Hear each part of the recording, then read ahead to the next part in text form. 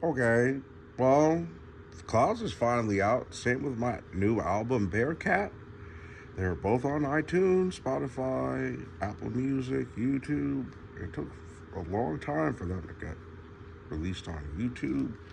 It was sort of the dispute with this album as far as releasing it was concerned. I had to drop the album before my song Clouds debuted on YouTube, and it was very frustrating waiting so long for it to finally show up. The streaming platform, but it's there now, so all's well that ends well. This obviously won't be my last album, but it is my most recent, so I'm not trying to sound too overly emotional, but I just wanted to discuss the last song on the album that I made so far.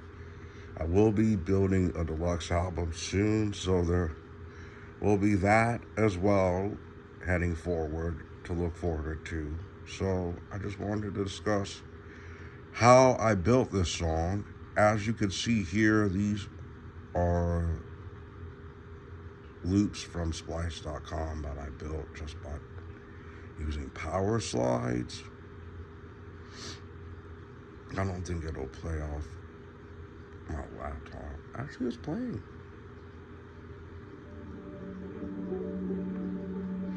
No, can I get this on full screen?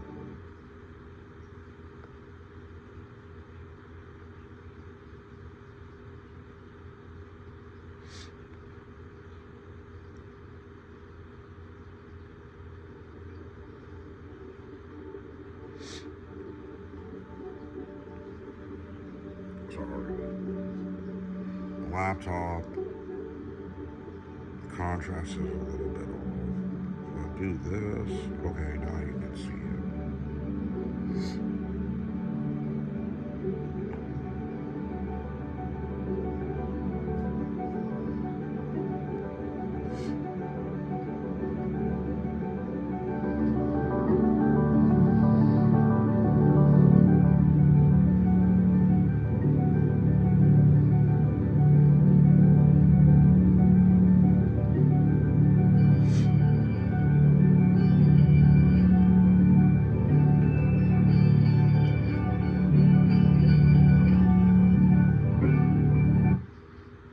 So yeah, the basic gist of this is I made 4 different videos of crescendos where I would go on the video and then copy all the parts onto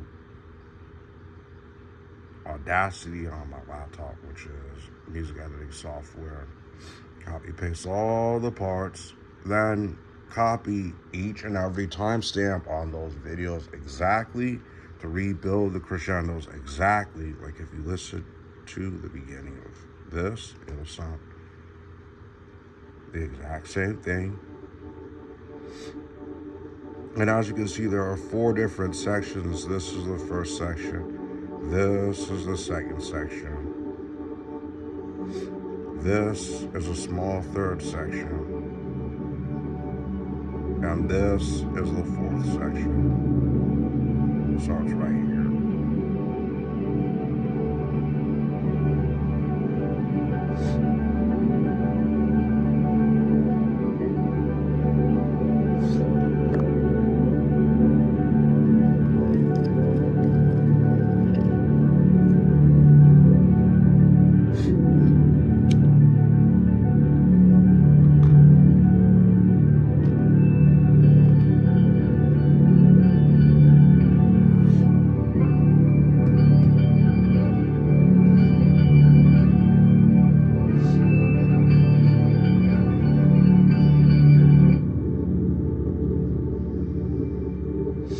At the beginning of the second section now.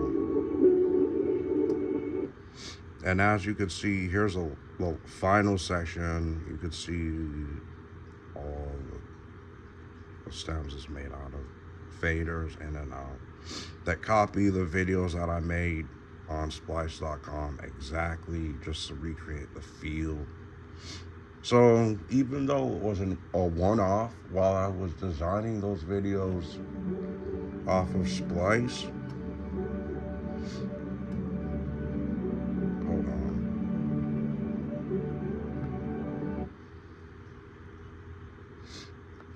Even though it was a one-off while I was designing those videos off of Splice, it came together perfectly. The crescendos that I went with, for the most part, were what I stuck to when redesigning the song. And obviously I spaced it and left and right channeling each different section. And since stems are reused in each section, I just copy pasted them. Like I have the same sound in this section right here. Listen to it right now.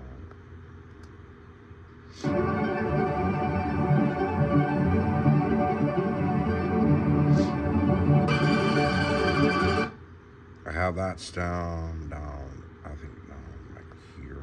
Is it this one? Yes, it is.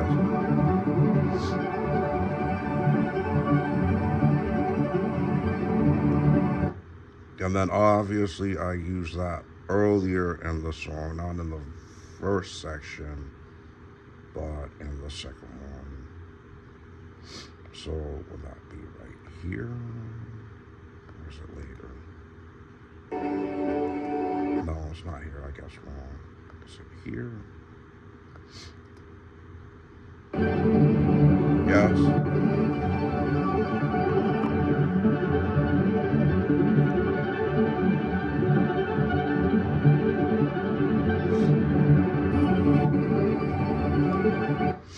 This was the most important stem on the song. It sounds like flourishing woodwinds, and they're all playing fast 16th notes. It's a very cool, expressive sample that made the entire basis of the song. It sounds like a dream itself to have that sample. I got it from Splice.com.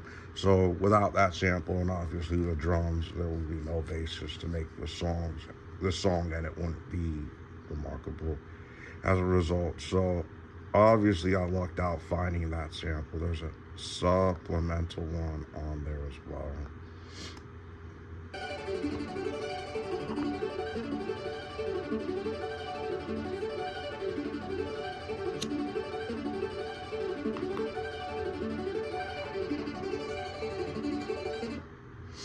So when those two are combined, they sound like this.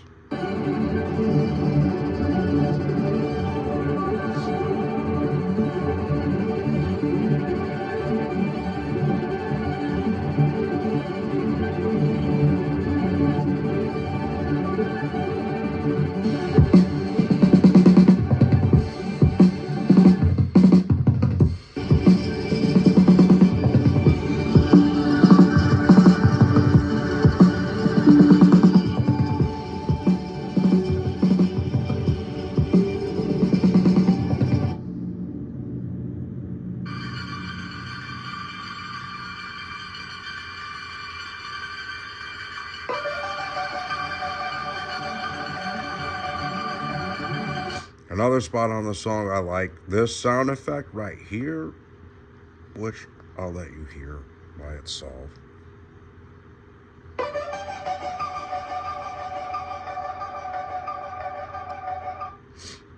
As you could see, the same sound effect of the flourishing woodwinds, I try and make it sound like it's shot out of a cannon, out of this sound effect.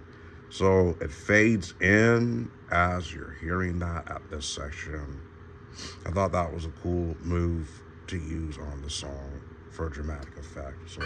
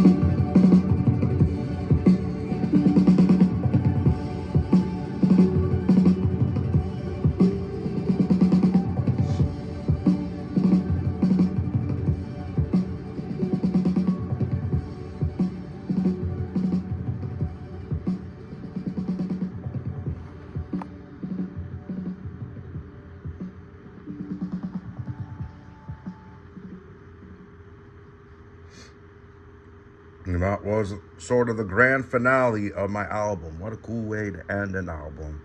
Something solemn, no lyrics. I didn't sing on all but one song on that album. Or I tried to over-sing on that song to demonstrate sort of virtuosity in my singing, as opposed to doing a song that sounds good but it's only laid back. And the techniques on display, I try and push my singing as hard as I reasonably can, and I will look to improve my singing as I move forward if I do choose to sing on songs. And I do anticipate to continue singing on songs. I don't want to make something that's sort of forced, but it will definitely be something that's a good endeavor, fulfilling, when I do decide to sing on another song. And there's also some rapping on my album, which I discussed sort of the mechanics behind increasing speed and tempo and rhyming. It sort of leads to cursing or increasing the vocabulary pool of what you could actually say on a song. Sort of gets to where rap almost seems like it's the square root of cursing in music. So a lot of us who like to poke fun at that or ridicule rap for being the square root of cursing in music. I've supported rap, though at times I've been at odds with it because it can get distastefully vulgar in my opinion. So preface to say, if you don't like that rap has cursing in it, then ask for artists that make raps that don't curse at all. You're the fans. You decide what music you listen to. If you don't like rap with cursing, just let the rappers know and maybe they'll just change it up. But either way, all's well that ends well. I hope you listen to my album Bearcat, and I hope that if you like it, that you choose to buy it, copies of it, more specifically. You also have a nice day and have a nice night. Take care. Over and out.